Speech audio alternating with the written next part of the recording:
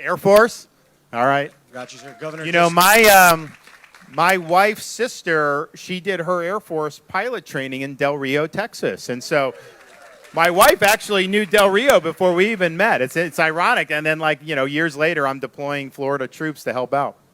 Governor, just so you know, this is going to be the last crowd question. Okay.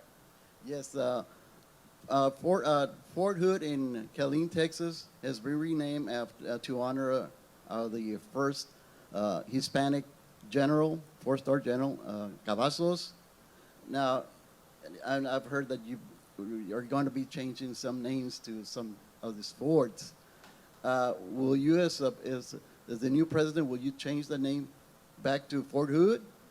So I haven't seen what happened with Fort Hood, but here's what I said with respect to Fort Bragg, is that's an iconic base in this country. I didn't even know it was a Civil War general. I don't think most people knew it was a Civil War general. You just know you've been to Bragg, right?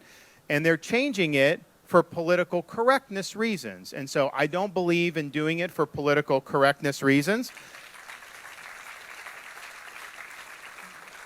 And that's just kind of how we're going to roll on it. And here's the thing.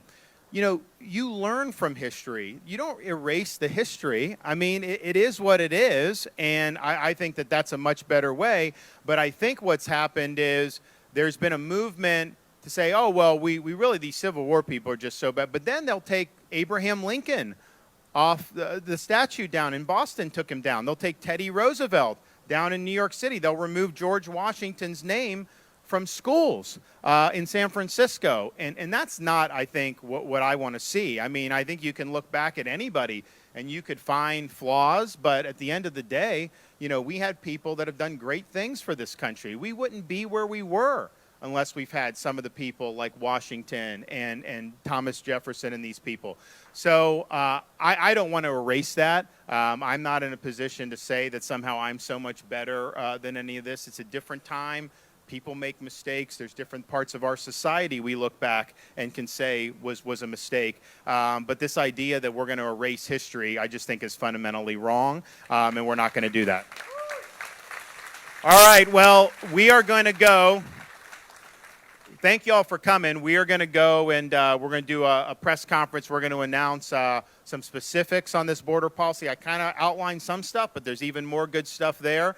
So we'll lay that marker in the ground. And here's what I'll say.